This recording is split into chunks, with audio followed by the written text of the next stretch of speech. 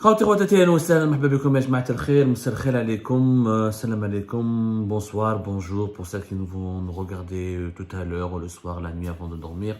Je voulais partager avec vous un coup de gueule contre une personne qui nous a déshonorés, qui nous a humiliés, qui porte un énorme, qui fait des dégâts depuis longtemps sur les réseaux sociaux, qui a fait franchement qui a rabaissé l'image de notre pays. كاين واحد لا يوتيوبر اسمها صوفيا بالممان اسمها صوفيا معروفه توجور افيك تيشيرت على ليكيب d'Algérie بالكاسكيطه تلعبها شغل راجل sur les réseaux sociaux. Elle a organisé pas mal de rassemblements. Elle est proche du régime algérien, elle travaille pour le régime algérien d'ailleurs directement.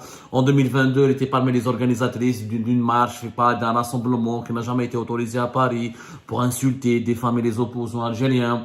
Elle est habituée aux polémiques, تضرب مع الناس. انا سبتني 1000 fois, j'ai jamais réagi. Problème راهوش هنا.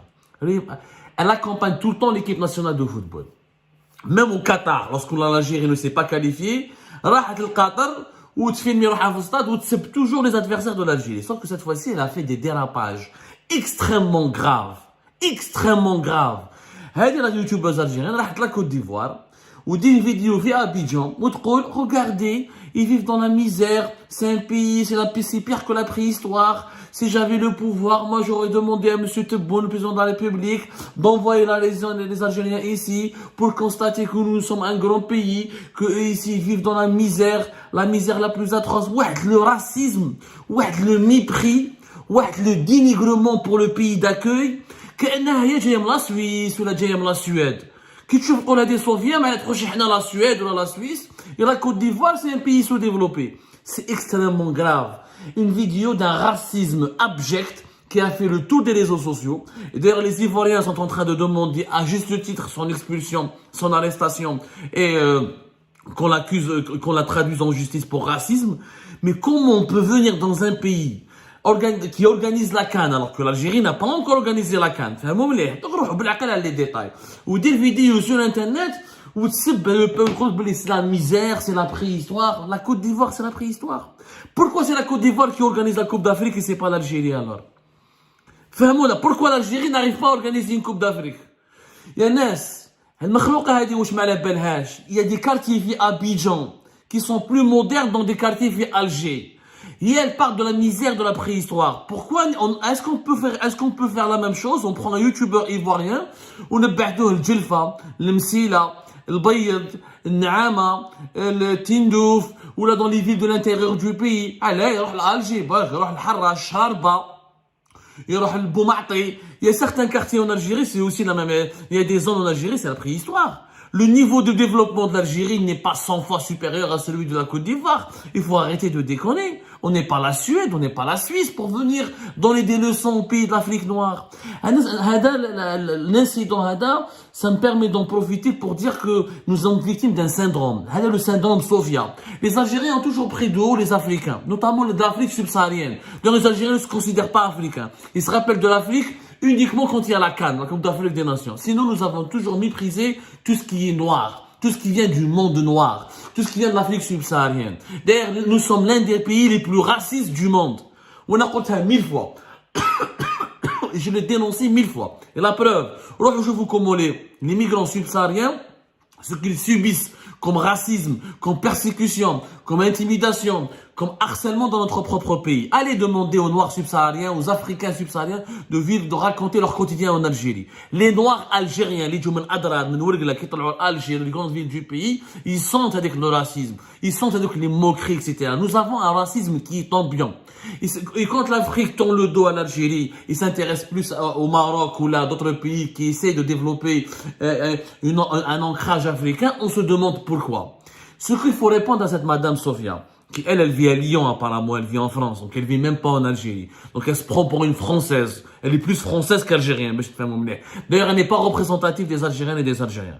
Et moi, en tant qu'Algérien, je présente mes excuses aux Ivoiriennes et aux Ivoiriens qui ont été insultés, diffamés, humiliés par ces vidéos totalement abjectes et racistes qui auraient valu le Canada en France. Le Canada en France, elle aurait été poursuivi en justice pour racisme. La Côte d'Ivoire et Madame Sofia, c'est qu'elle a une croissance économique de 10%. La croissance économique de la Côte d'Ivoire, elle est le double de la croissance économique en Algérie. Depuis 2013, la Côte d'Ivoire réalise une croissance économique de 10%. Ensuite, de 7% en moyenne. Même pour le Covid, elle avait une croissance économique de 7% en 2021. Et en 2022, une croissance économique de 6,7%. La Côte d'Ivoire, le taux de pauvreté qui était de 44% a été réduit à moins de 39%. Les avancées économiques de la Côte d'Ivoire sont saluées par la Banque mondiale, par tous les investisseurs étrangers, par tous les économistes et les experts du monde entier. La Côte d'Ivoire, c'est l'un des pays exemplaires depuis 2010 au niveau du développement économique. Ce que Madame Sofia ne veut pas dire, que la Côte d'Ivoire est en train d'investir l'équivalent de 90 milliards d'euros pour qu'en 2030, la Côte d'Ivoire intègre le club des pays à revenus intermédiaires. Un revenu intermédiaire supérieur. La catégorie à laquelle appartenait l'Algérie et l'Algérie s'est dégradée depuis 2019-2020. Nous ne sommes plus dans cette catégorie des pays. Tu as un revenu intermédiaire à tranche supérieure. Les revenus intermédiaires à tranche inférieure. Et ça, c'est des faits que vous pouvez d'ailleurs vérifier, que vous pouvez vérifier et que vous pouvez facilement vérifier. En 2030, les Ivoiriens risquent d'être plus riches que les Algériens. Parce qu'en Côte d'Ivoire, il y a une diversification de l'économie, il y a une véritable croissance économique avec un ordre de 6 à 7%. Sur ce rythme, les Ivoiriens, je dis bien en 2030, pourront vivre mieux que les Algériens. Parce que là, on est en train de se dégrader. La croissance économique, elle est entre 2-3%, maximum 4% grâce au pétrole et au gaz. Mais elle est entre 2-3%. On est en train de reculer. Le niveau de vie des Algériens et des Algériens est en train de reculer. La pauvreté est en train d'augmenter. Alors qu'en Côte d'Ivoire, elle est en train de reculer. Et que la croissance économique, elle est le double de ce qu'elle réalise l'Algérie. Et que l'économie ivoirienne est en train de se développer. Dans une grande agriculture. C'est quand même le premier pays mondial producteur de cacao, des richesses, ils ont des paysages. C'est un pays extrêmement dynamique, la Côte d'Ivoire, madame. Ils ont fait un plan de développement 2021-2025 très ambitieux, qui est porté essentiellement par le secteur privé. Récemment, la Côte d'Ivoire, c'était en quelle année? En 2023, elle a mobilisé. C'était quand est-ce qu'il y a Voilà, c'était en 2022. En juin 2022, elle a mobilisé 26 milliards de dollars d'investissements étrangers et de prêts de plusieurs bailleurs de fonds étrangers pour son plan de développement 2021-2025. Combien nous avons, nous, en Algérie, mobilisé comme investisseurs étrangers ou là comme prêts ou là comme engagement de la part d'institutions financières mondiales pour développer l'économie algérienne.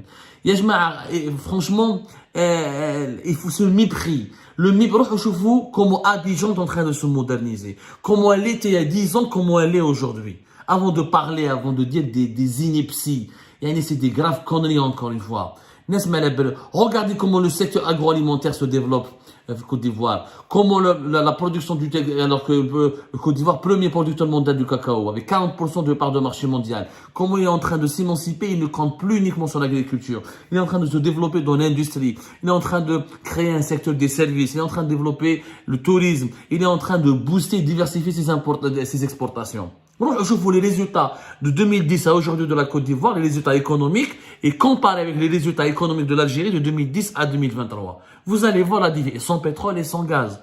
Ils ont que l'agriculture. Ils travaillent avec leurs idées. Ils n'ont pas de pétrole, ils n'ont pas de gaz. Enlevez le pétrole et le gaz à l'Algérie, et on verra si les Algériens seraient plus riches, seraient beaucoup plus riches que les Ivoiriens, et si on pourrait vraiment se moquer d'eux. Le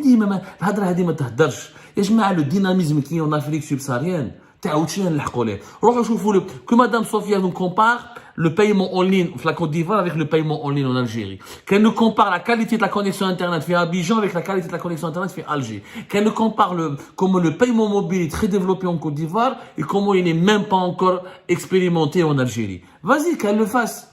C'est ça, on aimerait bien comparer, il faut comparer dans tous les domaines. Mais chez l'aspect visible, ils ont des bidonvilles, ils ont etc. Mais bien sûr ils sont pratiquement 30 millions, ils n'ont pas de pétrole, ils n'ont pas de gaz, mais ils travaillent, ils s'améliorent. Regardez comment ils étaient avant, comment ils sont devenus aujourd'hui. Et regardons comment nous, on était riches avant, et comment on est en train de s'appauvrir aujourd'hui. On fait la queue pour les légumes secs, on n'arrive pas à trouver des sachets de lait en 2021, en 2020, la crise du cash en 2020.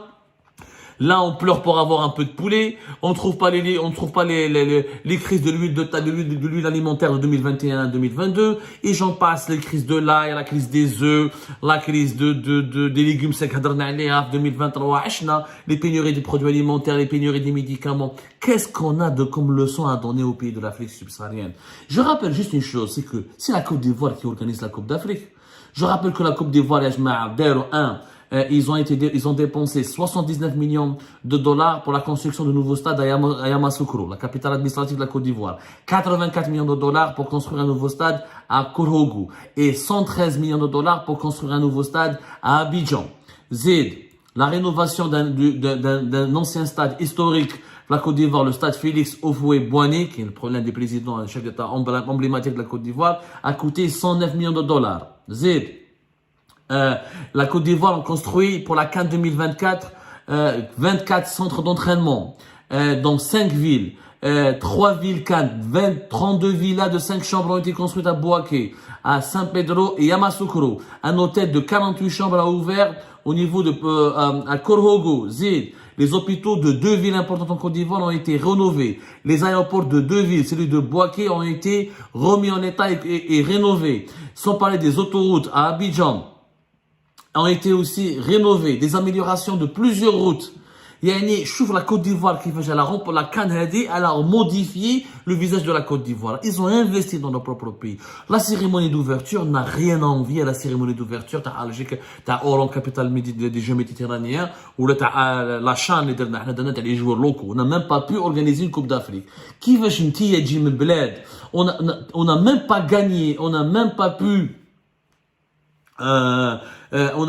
organiser une Coupe d'Afrique alors que ce pays a réussi à organiser la Coupe d'Afrique et on leur donne des leçons. C'est extrêmement grave. Et je vous assure qu'elle est en train de nous dépasser dans pas mal de domaines. Bien sûr, il n'y a pas les signes visibles de la richesse parce qu'ils n'ont pas de pétrole et de gaz. N'oublions pas que nous, on a certains signes visibles de richesse par rapport aux pays d'Afrique subsaharienne parce que nous avons du pétrole et du gaz. On peut financer 17 milliards de dollars de subventions sociales directes et indirectes. On a des carburants pratiquement pas chers. On paye pas l'eau, on paye pas l'électricité chère, on paye pas le gaz, etc. On arrive à construire des infrastructures parce que nous avons le pétrole et le gaz. Il y a encore la capitale Alger. C'est la France qui خلت عنا. La grande poste, le front de mer, l'essentiel de nos villes, de nos paysages, c'est le colonialisme français qui nous l'a légué. Je vois Abidjan comment on est en train de dynamiser. Je vois Bouaké. Demandez aux Algériens qui sont en Côte d'Ivoire et vous allez voir comment est en train de se développer, comment il y a une offre de service, qu'il y a une amélioration du niveau de vie. Bien sûr, ils ne vont pas atteindre notre niveau de vie, ou là, ils vont pas atteindre notre niveau de développement économique du jour au lendemain. Mais si, avec les ambitions de la Côte d'Ivoire, avec son plan 2020-2025, avec son plan 2030, avec tous les investissements étrangers que la Côte d'Ivoire est en train de mobiliser, avec tout comment la Côte d'Ivoire, avec sa bonne gouvernance, n'oublions pas que la Côte d'Ivoire, ils avaient une crise politique entre 2010 et 2011 qui avait pratiquement 5000 morts. Ils s'entretuaient entre eux. Ils avaient pratiquement une guerre civile entre 2002 et 2007. Ils reviennent de loin. 30 ans après la décennie noire, même pas Coupe d'Afrique des Nations. On n'a même pas organisé la CHAN, t'as les joueurs locaux ou les Jeux méditerranéens avec beaucoup de retard, alors que nous avons du pétrole et du gaz. Arrêtons de narguer et de sous-estimer les pays africains. Arrêtons de se montrer supérieurs à eux alors que nous n'avons aucun niveau. On n'est pas du tout supérieurs à eux. On n'est pas du tout supérieurs à eux. Il faut arrêter de déconner. Franchement, dans pas mal de classements, que ce soit celui du passeport algérien ou là de l'utilisation dans pas mal de classements, la Côte d'Ivoire fait mieux que l'Algérie. Et ça, je peux vous le dire et je peux vous le montrer. Il y a des rapports internationaux qui sont en train de le démontrer. Alors arrêtons de narguer, arrêtons d'insulter, arrêtons de diffamer ces habitants de l'Afrique subsaharienne. Parce que eux, ils bossent, ils travaillent avec le peu de moyens qu'ils ont, sans pétrole, sans gaz, avec malgré l'instabilité politique, malgré les ingérences étrangères. Ils sont en train de construire des pays, ils sont repartis sur de nouvelles bases. Et ce que la Côte d'Ivoire est un exemple pour beaucoup d'économistes en termes de dynamisme économique. L'Éthiopie, c'est l'Éthiopie qui est entrée au sein des BRICS. C'est pas l'Algérie. Madame Sofia, l'Éthiopie, mais c'est l'Éthiopie qui fait partie des BRICS, madame. Ce n'est pas ton pays. Les BRICS ont choisi l'Éthiopie. l'Égypte, la pauvreté.